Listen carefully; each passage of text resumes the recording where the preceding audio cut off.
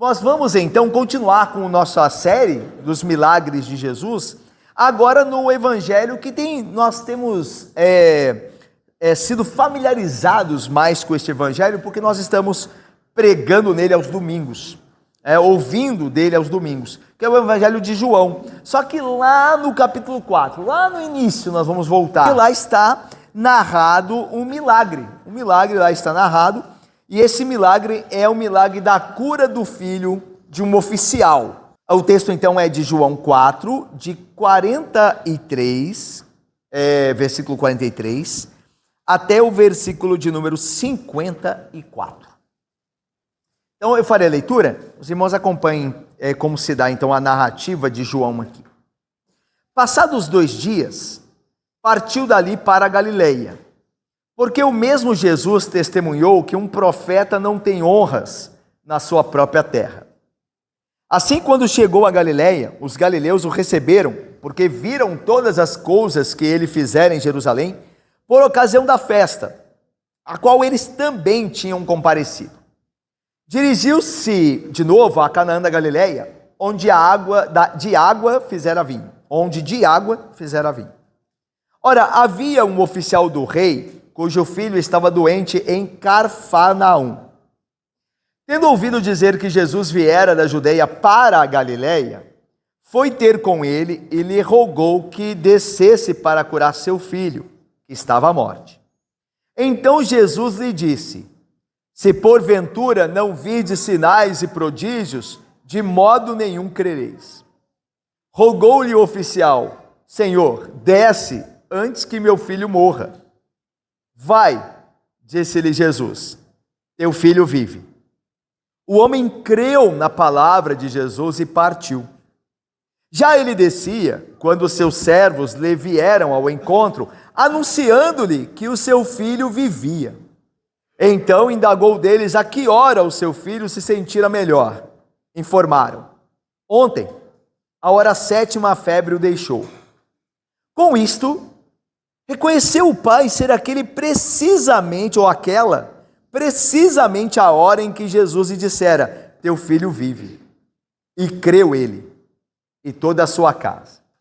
Foi este o segundo sinal que fez Jesus, depois de vir da Judeia para a Galileia. Que texto magnífico, né? Que beleza de texto, como é sempre a palavra de Deus. Que belo texto. Bom, irmãos, João começa informando que Jesus ele deixara a Judeia. Ele for à Judeia por ocasião da celebração da Páscoa.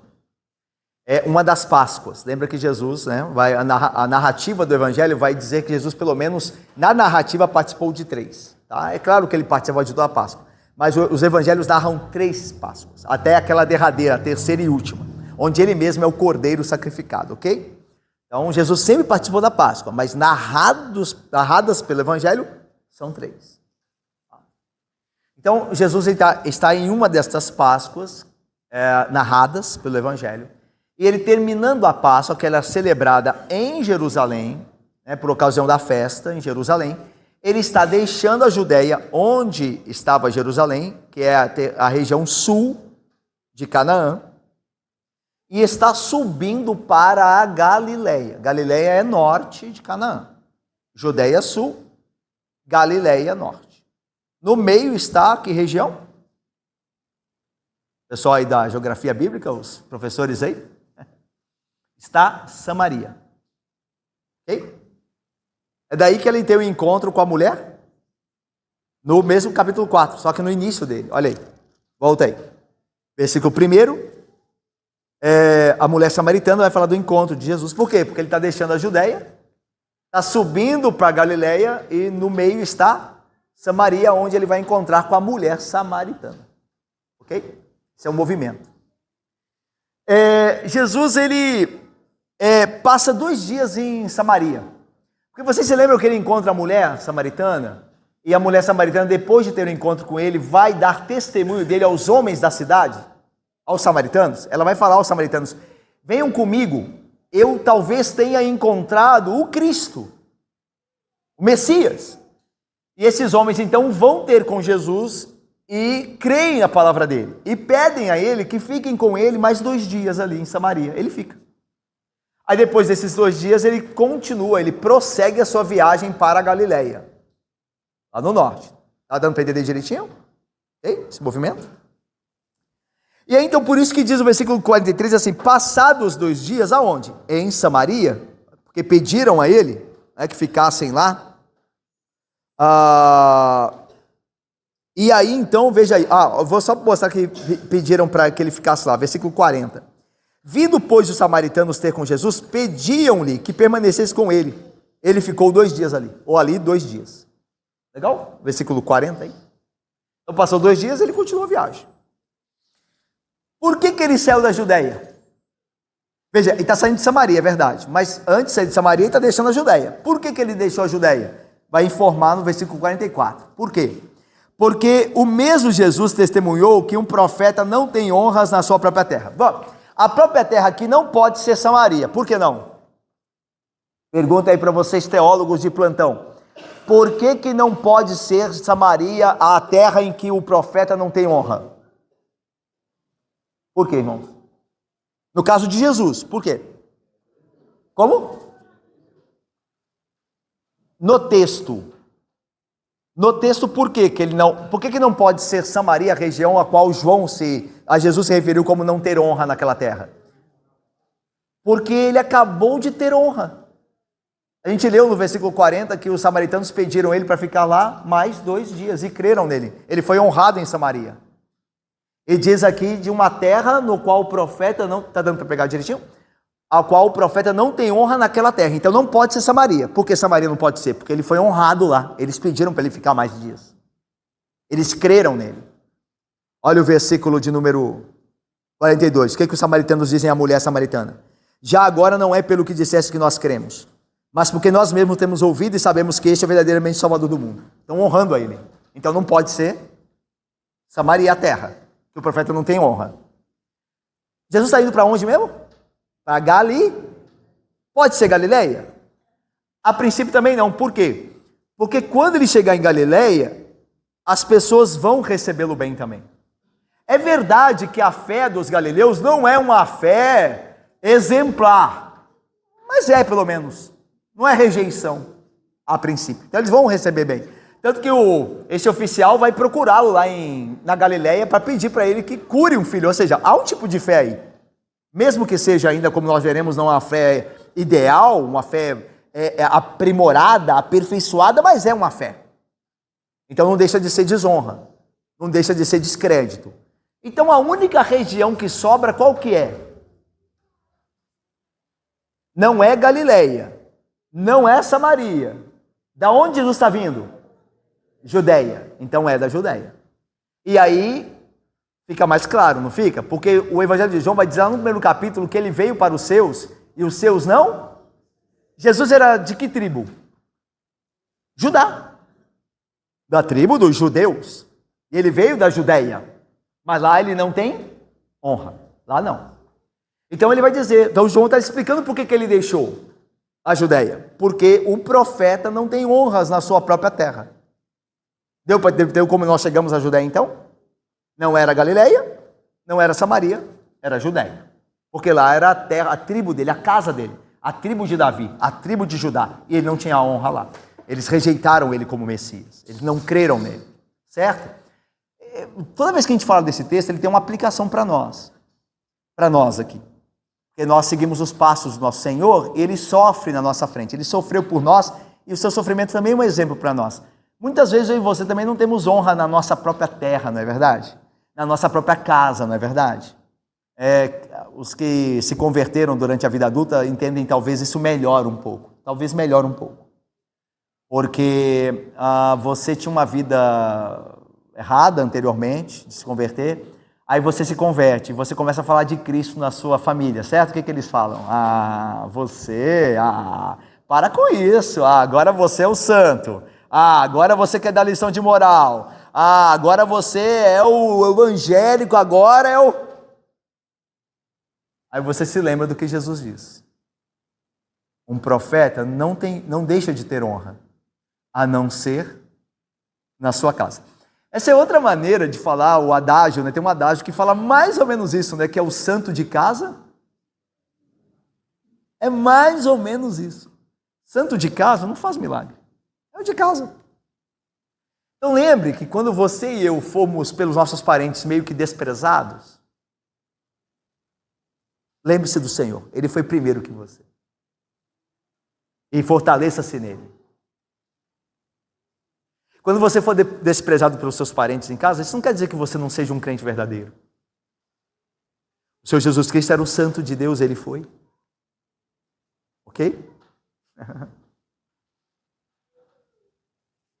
Ore pelos seus parentes, como Jesus chorou por Jerusalém.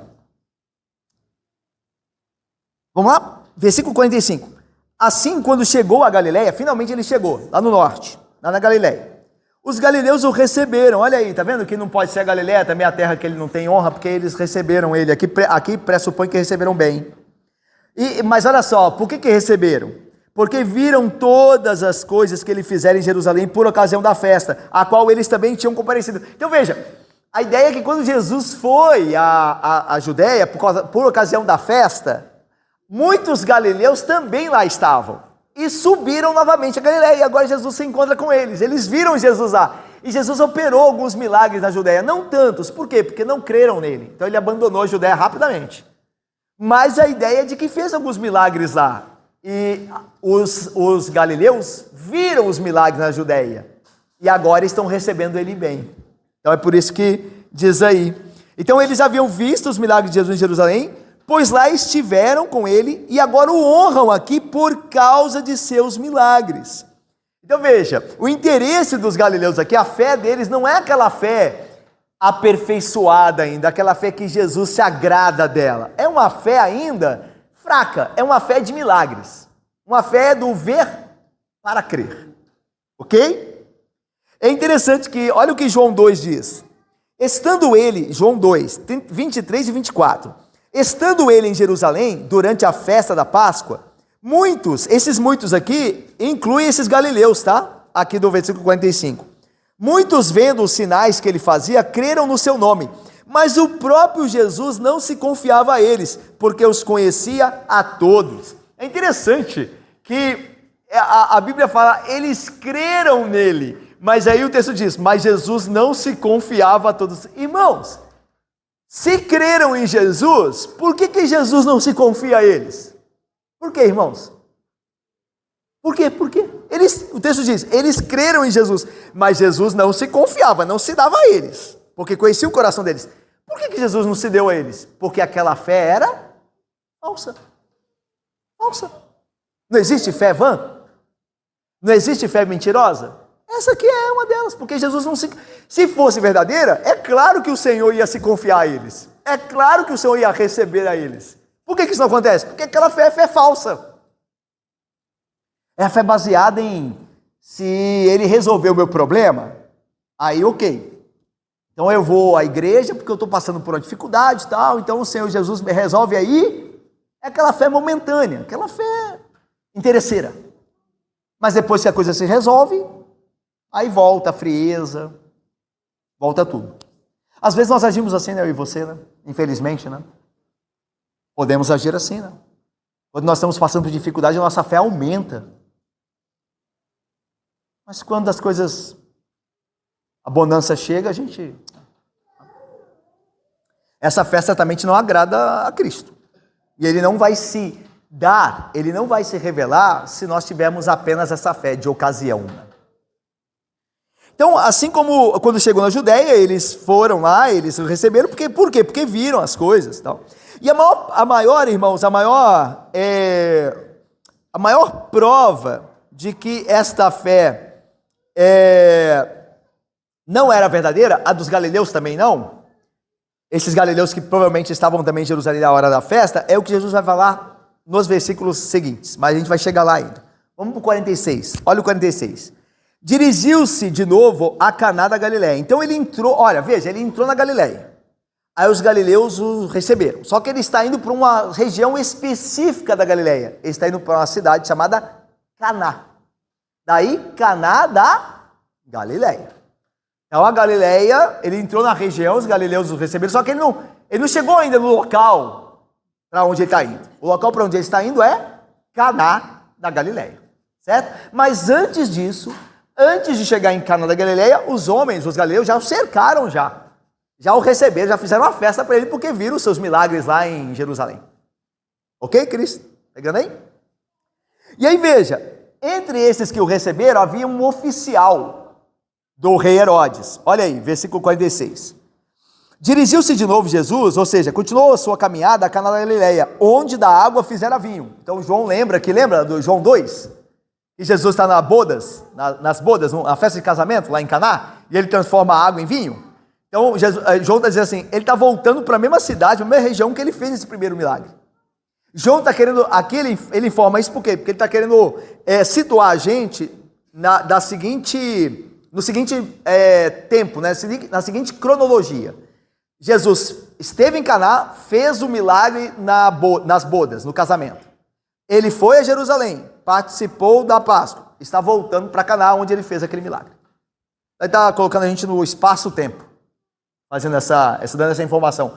Está voltando para o lugar onde ele fez a transformação da água no vinho, certo? E aí veja, ora, havia, versículo 46, um oficial do rei, cujo filho estava doente em Cafarnaum. Então vamos lá. Vera, querida.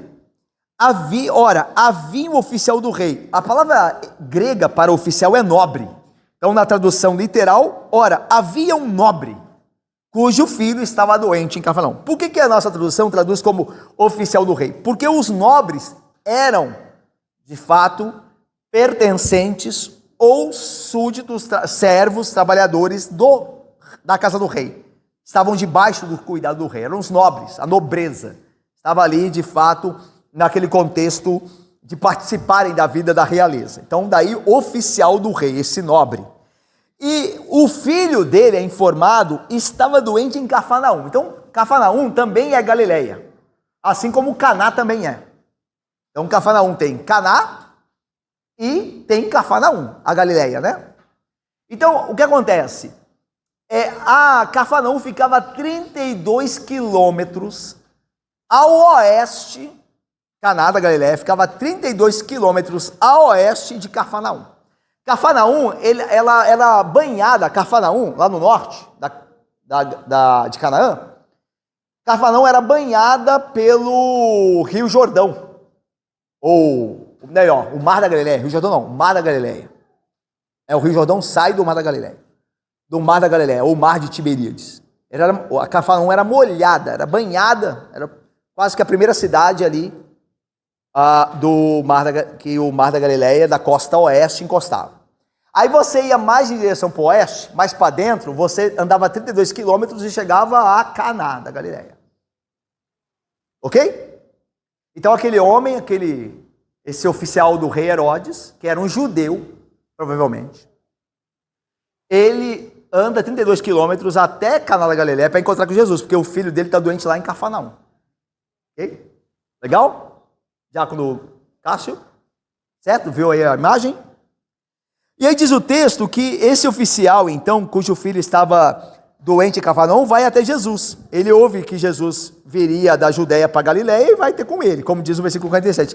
Irmãos, é preciso nós não confundirmos este oficial que está com o filho doente com aquele centurião que tinha um servo doente. A gente viu até na quinta-feira passada esse texto, Irineia.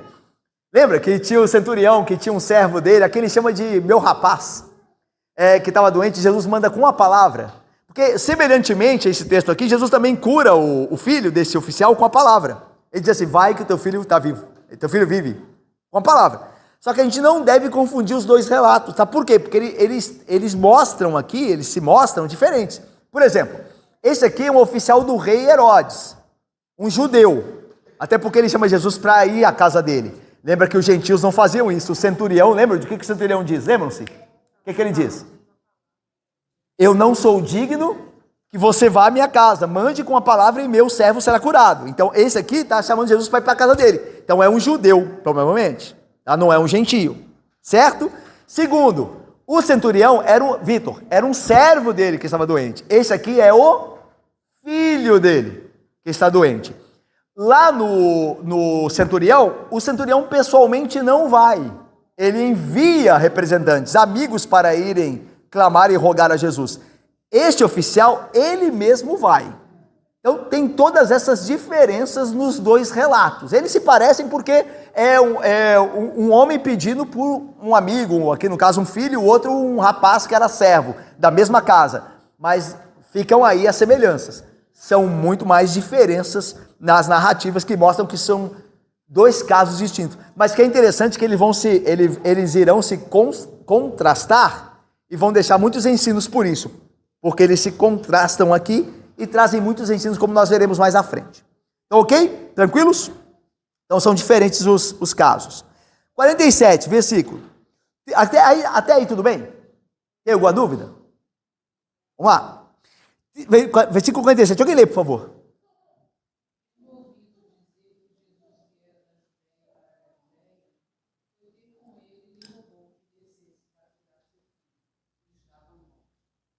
Legal. Então, aqui nos é informado por João o estado do menino, do filho desse oficial de Herodes. Ele estava à morte. Então, era uma doença, uma enfermidade séria e que o menino estava à beira da morte. Ele havia ouvido acerca dos milagres de Jesus na Judéia, da onde Jesus está voltando. Está subindo da Judéia, lembra? Judéia, Samaria e Galiléia. E ele ouviu. Por que ele ouviu? Porque lembra que os galileus estiveram lá e viram. Então a notícia se espalhou rapidamente na Galiléia. Talvez, tem um teólogo que estava lendo hoje, ele disse que talvez esse oficial tenha ficado sabendo até do caso do centurião, de quem Jesus curou o servo. Porque o centurião era de Cafarnaum. O centurião, que tinha o servo que a gente viu, que disse que não era digno de Jesus receber ele em casa, ele era de Cafarnaum. E esse aqui, oficial, ele tem moradia lá em Cafarnaum, porque o filho dele está doente lá em Cafarnaum. Lembra que eu disse a vocês que Cafarnaum era o quê? Vocês lembram? Ixi, o pastor está difícil hoje. Cafarnaum era um centro militar romano na região. Cafarnaum é onde os soldados romanos ficavam. Então você vê, tem um centurião lá e agora tem esse oficial de Herodes que também tem residência lá, porque o filho está doente lá. Talvez o texto não diz. Diz que ele soube o que Jesus fizera, os milagres que ele fizera na Judéia, mas pode ser que também soubesse do centurião. E foi procurar Jesus para rogar pelo seu filho. Aqui nós temos uma aplicação, um ensino aqui para nós, que é o seguinte: não são poucos, irmãos, que buscam a Jesus somente no desespero. Jamais desenvolve um relacionamento íntimo com o Salvador. Só no desespero. É o que a gente falou no início, né? Você tá com a saúde em dia, não vai muito à igreja, tal. Mas se acontece alguma coisa, na reunião de oração lá está ele lá. Calma. Nós veremos que nós somos assim também. Antes da gente pensar na pessoa e falar assim, é verdade, eu conheço uns aí que só aparecem, não. Nós somos assim muitas vezes. E há esperança mesmo assim para nós. Jesus Cristo é tão bondoso que até de nós, que às vezes procuramos só quando as coisas apertam, Ele tem misericórdia. Como será o caso aqui. Mas não quer dizer que deveria ser assim. A graça de Cristo não é para ser pisoteada, não é pisada. Já que Ele me responde sempre que eu estou em aperto, então eu vou clamar a Ele sempre que eu estiver em aperto. Não é bom que pense assim, certo? Ainda que Ele nos responda quando nós falhamos, Ele é bondoso. Isso deveria nos fazer sermos mais fiéis a Ele, mas amá-lo mais. Porque Ele não deixa de nos abençoar mesmo quando nossa fé é fraca. Certo? Mas é verdade que muitos o procuram só quando as coisas apertam. Querem apenas a solução imediata dos seus problemas. Eu já viu acontecer assim? A pessoa, eu me lembro uma vez, lá em Belo Horizonte, a gente começou a receber na igreja a visita de uma jovem senhora. Eu tinha filhos pequenos, e ela começou a igreja por conta de um problema na família dela. Nada errado até aí. Pelo contrário, uma oportunidade, como nós veremos, de conversão de fato. Só que a coisa não se resolvia. Ela começou a frequentar a igreja e alguns meses e a coisa piorava. Ela chegou a ter um tipo de conversa assim, se eu me lembro bem. Não me lembro bem as palavras, mas o resumo era: olha, eu comecei a vir aqui e as coisas começaram a piorar. Assim. E o que acontece mesmo, né? Para quem vai tomar a cruz, de certa forma as coisas... Porque essa é a tensão, né? O evangelho melhora muitas coisas, mas piora outras, né? Já pensaram nisso? O evangelho, ele melhora muitas coisas, mas ele, entre aspas, piora muitas outras coisas. Vou dar um exemplo. Quando eu e você não éramos crentes, a gente não discutia com a família da gente, não tinha muita briga, porque todo mundo pecava junto. Todo mundo juntava para falar besteira junto, para contar piada imoral, para ver coisa que não presta. A gente ria. A gente se dava bem. Só que foi só você se tornar evangélico que a coisa piorou. Deu para entender? Aí começou a ter discussão, começaram a não querer mais falar com você. Então é assim. É por isso que Jesus diz assim: quem quer ganhar o mundo, perde o mundo, perdeu o mundo. Mas quem perder o mundo por minha causa, para ganhar a meu lado, esse de fato ganhou. Então a vida cristã tem perdas e ganhos. Isso é fato. Você vai só ganhar, você vai perder também muita coisa. Ao ponto de você negar-se a si mesmo, já é uma perda considerável, né? Você vai dizer não para o seu ego e vai tomar uma cruz para ganhar, certamente. Mas no percurso, você vai perder muita coisa também. É interessante isso porque a gente não pensa muito nisso, né? Quando a gente pensa, pelo menos não é pregado muito isso, né? Com relação ao evangelho, porque a gente fala muito dos ganhos, né? E o ganho é incomparável, mas há perdas no processo, né?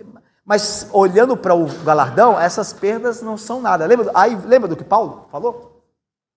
Essas coisas que eu deixei por causa do evangelho, eu considero o que mesmo? Como lixo. Comparadas a Cristo, essas coisas são... As coisas que eu perdi para seguir a Cristo, comparadas a Ele, são lixo, são nada comparado a Ele. Esse é o ponto. Você perde coisa, mas você perde alegremente. E você sabe que Cristo vale muito mais. Esse é o ponto aqui.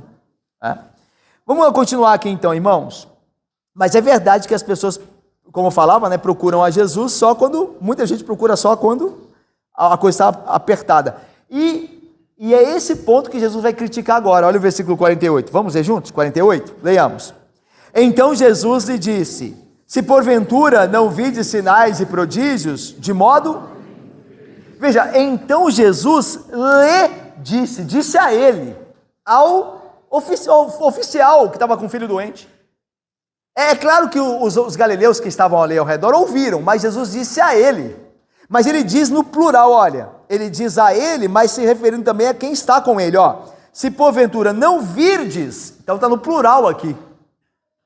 É a terceira pessoa do plural. Se vocês não virem, né, se não virdes, ok? Então, mas Jesus está falando com o oficial também, com ele também. Então Jesus está criticando a fé dele. Esse texto é muito belo, porque esse texto trata de uma coisa que geralmente a gente não percebe muito, né? Que Jesus Cristo, ele pode reprovar a nossa fé, mas com o fim de aperfeiçoá-la. A gente não nasce com a fé, né? Quando você se converte, quando eu me converti, até agora, a gente não tem uma fé perfeita. A nossa fé é falha. E Jesus Cristo vai nos exortar para melhorar a nossa fé. E é isso que ele está falando com aquele oficial. Olha, você está pedindo para eu curar o seu filho. Você não vai crer se eu não fizer um milagre. Você precisa de um milagre para quê? Ele está exortando, está corrigindo o oficial. Não só os que estavam ao redor, os galileus que, por causa do que tinham visto em Jerusalém, em Judá, estavam recebendo ele, mas o próprio oficial. E aí diz, olha só, essa repreensão é feita aos galileus e ao oficial também. Ele expõe um tipo de fé que é fundamentalmente falha. Essa fé do oficial não é uma fé aperfeiçoada ainda. Ela é falha. E Jesus, é interessante isso, né? Lembra de Nicodemos? A conversa é muito parecida com Nicodemos. Que Nicodemos vem a Jesus, o mestre da lei, né? Vem, olha, nós cremos que tu vieste da parte de Deus, porque ninguém pode fazer esses sinais que tu faz se Deus não estiver com ele. Aí Jesus diz assim, você tem que nascer de novo. Jesus diz, você precisa nascer de novo. Então, Nicodemos foi elogiá-lo lá, e Jesus, ele foi sincero, foi verdadeiro, como ele sempre foi e ele é a verdade. Ele disse, você tem que nascer de novo. A mesma coisa com o oficial aqui, o oficial chegou, olha, o meu filho está doente, vamos lá. Isso mostra uma certa honra, né? Eu creio que o senhor pode ir lá e curar meu filho. Aí Jesus disse, você não crê se eu não fizer um milagre, né? Ele está corrigindo a fé, está corrigindo, está exortando aquela pessoa. Porque Jesus conhece o coração.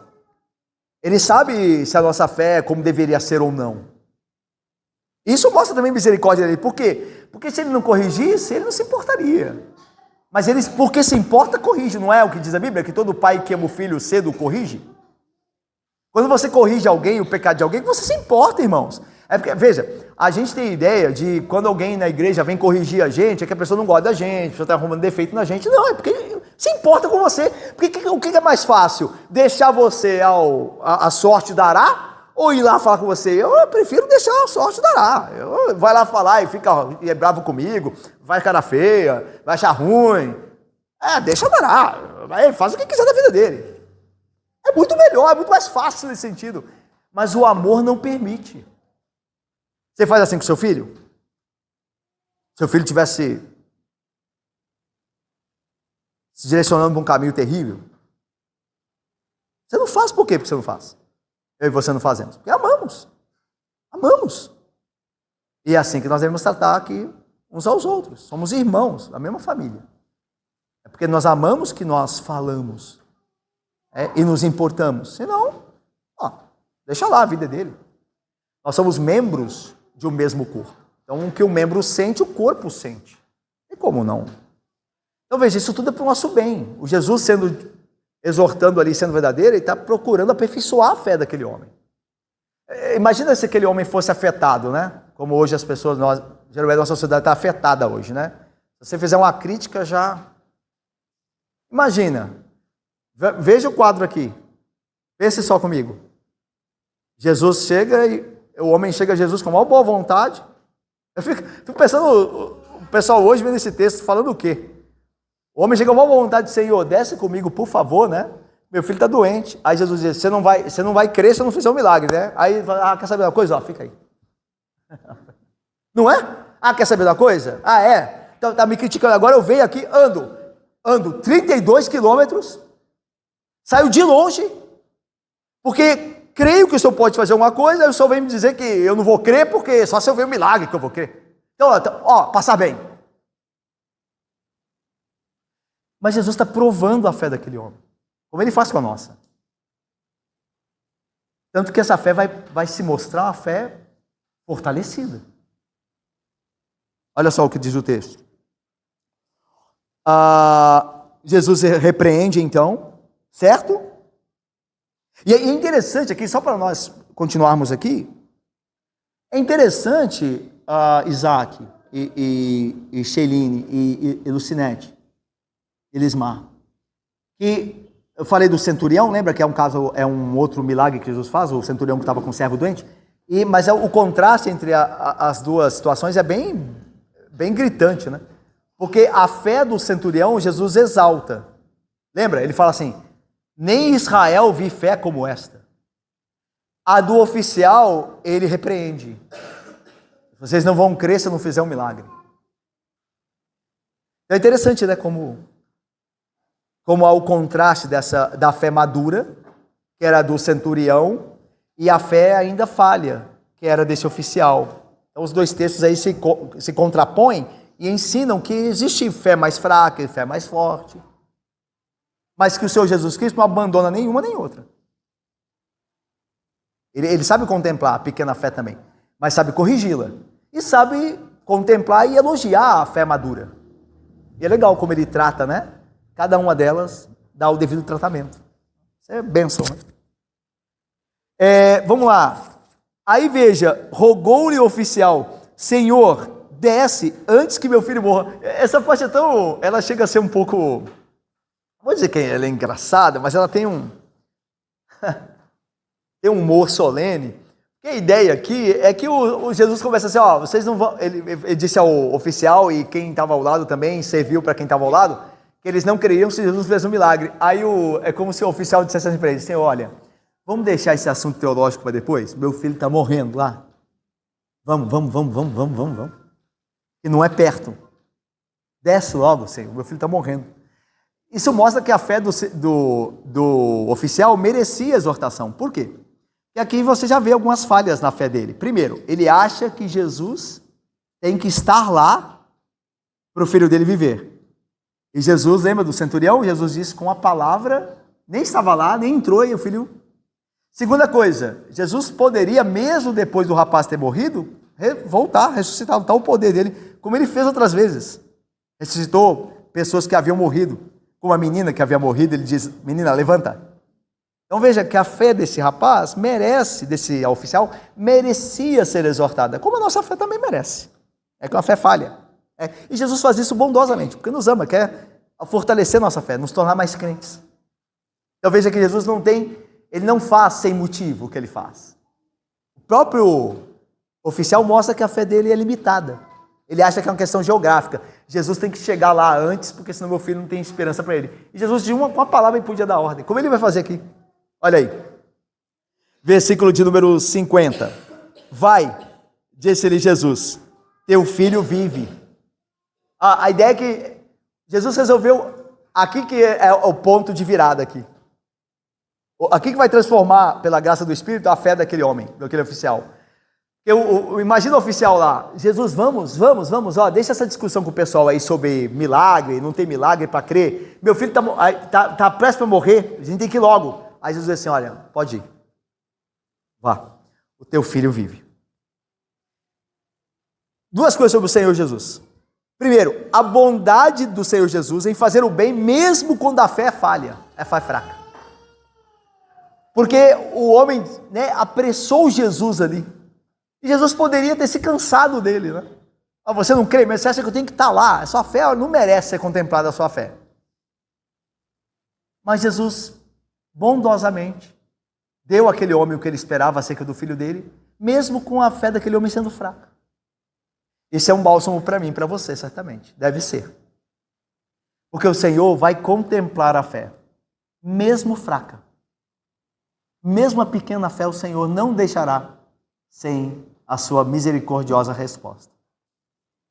Nós temos um bondoso Salvador, que até como nós não somos muito fiéis, ele permanece fiel. E é por isso, na nossa experiência, é que o Senhor nos abençoa em semanas que nós não fomos nem um pouco firmes.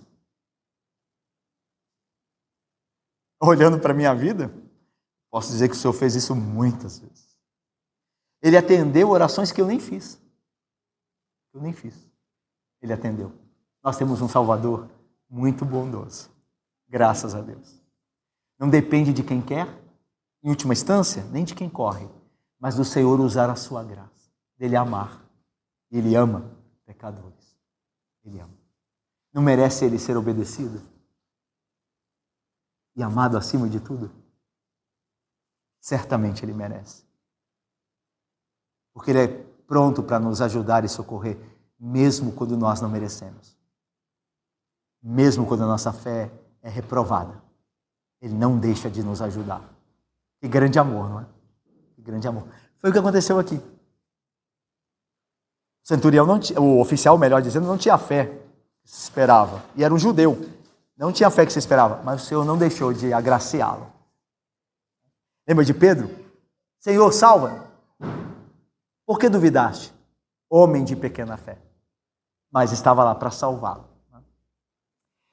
A segunda coisa é que o Senhor faz o centurião ter passar pelo... O melhor, centurião, sempre estou trocando aqui, né? O oficial passar pelo teste final para que a fé seja fortalecida. Lembra que qual que é o desafio aqui? Qual que é o desafio? Você não crerá se não ver o milagre, certo? Aí Jesus vai prová-lo agora. A fé dele era aquela fé de ver para crer. Para ele, deve ter sido difícil ouvir a ordem de Jesus dizer assim, ó, vai, e teu filho vive. Ele não viu nada. Ele teve que confiar na palavra. Ana, vai. Não, vamos comigo. Vai. Debaixo da minha palavra. Vai. Veja, prova como Jesus quer aperfeiçoar a fé. E aquele oficial tem a sua fé aperfeiçoada, fortalecida, ele vai. Naquele momento, ele que foi procurar Jesus de maneira errada, ele começa a ser encontrado por Jesus da maneira certa. Aquele encontro que começou tudo errado, porque ele foi lá interessado só no milagre. Naquele momento, ele começa a ter fé verdadeira. Isso aqui é magnífico. É magnífico. Olha só. Vai, disse-lhe Jesus, versículo 50, teu filho vive. O homem creu na palavra. Veja a diferença. Ele não creu no milagre. Ele creu na palavra. A fé dele, de uma hora para outra. Porque Deus tem poder de fazer isso. Quando ele bem quer. A fé dele fortaleceu-se e aperfeiçoou-se naquele momento. E ele creu na palavra. Vai, teu filho vive. E ele creu. Ele falou assim, não, vamos comigo, eu preciso ver lá o Senhor lá, botar a mão sobre ele. Ele creu na palavra de Jesus e partiu. Ah, que legal, que bênção, que bênção. Ele creu na palavra, ele não precisou ver. Ele se submeteu à palavra do Senhor Jesus. E aí, olha o prêmio dele, né? Aqueles que confiam na palavra, obedecem a palavra, creem na palavra de Jesus, são recompensados, né? Olha o versículo 51. Já ele descia quando seus servos lhe vieram. É legal isso aqui, né? Estavam tão felizes os servos que não aguentaram. É legal isso aqui demais. Saíram correndo. É assim, né? Quando a gente quer dar notícia boa, não é? Quando você quer dar notícia boa, você não aguenta. Que pena que hoje tem WhatsApp, né? Que pena, né? Que pena porque você não tem mais emoção hoje, né? Você ouve as coisas até, né, de um terceiro, nem da pessoa mais, né? Porque tem um Instagram, tem o WhatsApp. Eu me lembro lá em Belo Horizonte, que eu tinha uma família muito querida lá, que eu cheguei na casa dessa família e a mãe e o pai estavam e o rapaz não estava. E o rapaz namorava há um tempinho. E eu fiquei sabendo pelas redes sociais que tinha ficado noivo no dia anterior. Aí falei com a mãe dele, olha, parabéns, o fulano ficou noivo. Ela, o quê? Ela não sabia, né? Você não sabe, não estou sabendo de nada. Então ficou, ontem colocou no Instagram. Então, ela é a última a saber, né, que ficou noiva lá. Então eu estou falando assim, que pena que o Instagram, porque deixa de ter aquela emoção, né? Você fala, vou contar depois, vou correr, vou me encontrar. Mas, obviamente, as redes sociais são boas também. O WhatsApp quebra um galhão, né? Mas vamos lá. Já ele descia quando seus servos lhe vieram ao encontro, anunciando-lhe que seu filho vivia. Aqui a palavra grega, ou a expressão grega para que o seu filho vivia é legal. A ideia é, o seu filho está começando a melhorar. Ele está indo muito bem, a febre deixou ele está começando a dar sinais de melhora. Essa é a ideia, essa expressão. O seu filho vive. A ideia é, a vida voltou para ele. É legal isso, né? Porque quando nós temos nossos filhos doentes, ou um parente doente, a gente quer que vê melhora, né? O pai e a mãe vivem lá, colocam o termômetro, colocam a mão aqui, fazem assim, tudo mais, né? Preocupados. E aí é um alívio quando aquela febre muito alta começa a baixar, E Deus está fazendo isso. Ora por meio de medicamentos, ora sem eles. Mas é essa bênção que Deus dá também. Então veja a alegria ali, olha, seu filho começou a melhorar, ele deu uma melhora muito grande, a vida voltou para ele. Aí o homem perguntou, a que hora o meu filho começou a se sentir bem? Essa pergunta é legal, né? Que hora foi isso? Porque ele não se esqueceu da palavra do Senhor. Ele podia ter falado assim, melhorou? Então, vamos fazer uma festa aqui. Mas ele estava pensando no Senhor ainda. Na palavra do Senhor.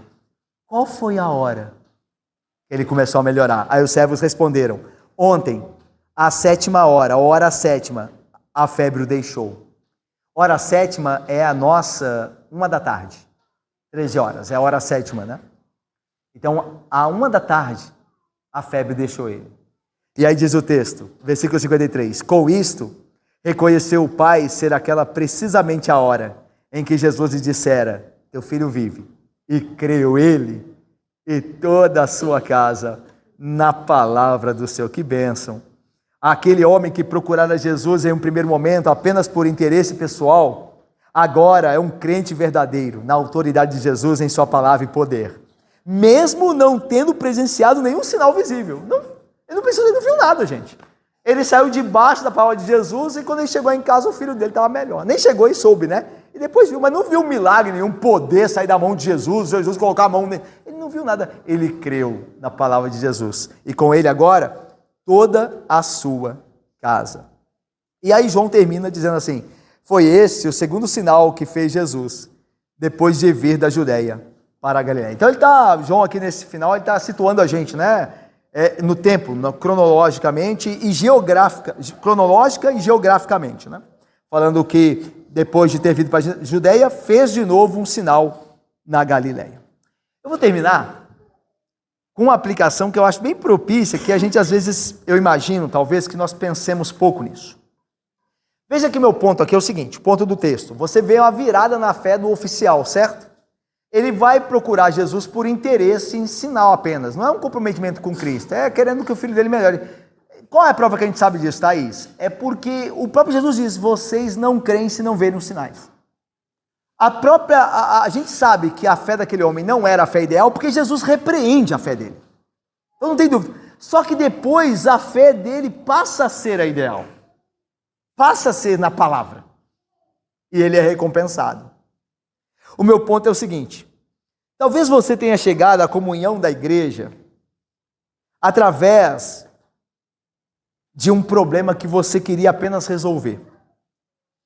Um casamento com problema, filhos rebeldes, finanças descontroladas, uma busca de pertencimento. Eu não tenho amigos, eu não tenho um grupo social, acho que eu vou para a igreja. Talvez eu e você tenhamos acabado aqui por esses motivos. A gente nunca pensou assim: eu vou à igreja porque eu quero glorificar a Cristo. Eu quero viver para Ele. Eu quero de fato ser dele e ele meu. Vamos falar a verdade, são poucas as pessoas que vêm assim para a igreja. A maioria de nós vem por causa de um problema. Vem por causa de um problema específico. Como eu falei, às vezes é a falta de um grupo social.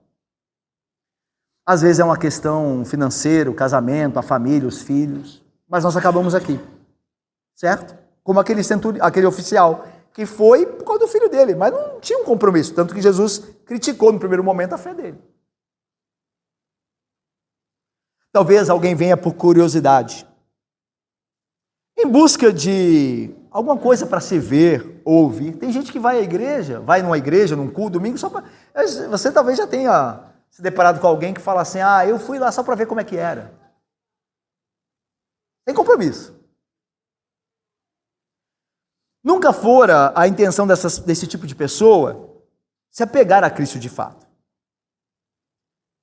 Mas mesmo assim, há esperança até mesmo para esse tipo de pessoa. Graças a Deus por isso, porque como eu disse para vocês, muitos de nós aqui podem ter tido a primeira vez em sua igreja por conta de uma questão dessa, pontual. Nunca pensaram em ser de Cristo, mas acabaram sendo dele. E ele, deles. Porque sempre há esperança. Deixa eu lhes falar. Às vezes, você tem filhos que moram com você, né? Vamos supor. Filhos na idade que você ainda é responsável por eles. E eles levantam o domingo de manhã, eles são membros da igreja menores, do povo da aliança, são membros do povo da aliança. Só que eles não querem ir na igreja. Naquele dia de domingo eles não querem, eles querem dormir até mais tarde. Aí você pensa assim: não, é melhor eles ficarem, porque ir sem vontade não é muito bom. Esse texto hoje ensinou que esse tipo de pensamento não tem nada a ver. Traga o seu filho, mesmo quando ele não tiver vontade. Enquanto ele estiver sob a sua autoridade, você traga. Ele fazendo birra, o que for, traga. Sabe por quê? Porque Jesus pode mudar a fé dele de uma hora para outra. Sempre há esperança quando nós estamos diante de Cristo. Sempre há. É por isso que a ideia: eu não quero ler a Bíblia, eu não quero, leia sem querer. force, leia forçado. Porque você pode terminar a leitura amando a Bíblia. Porque o Espírito Santo tem o poder de mudar a gente a hora que Ele quiser. Basta eu e você nos expormos. A prova disso é esse oficial. Ele foi de um jeito, saiu de outro. Jesus faz esse tipo de coisa bendita. Porque tem poder para isso, para nos mudar numa quinta-feira, aqui. Tem poder de salvar nossa alma do inferno nessa quinta-feira. Talvez você esteja aqui hoje e tem muito tempo de igreja. E talvez você e eu estejamos caminhando para o inferno assim mesmo. Talvez você não tenha tido um encontro verdadeiro com Cristo ainda. E nem a sua fé que você diz ter e eu digo ter é verdadeira. Mas isso pode mudar hoje. Hoje isso pode mudar. Oxalá, Deus queira que mude hoje. Deus queira que Cristo te encontre hoje. E tudo mudará. E você realmente será salvo. Que Deus nos abençoe. Amém.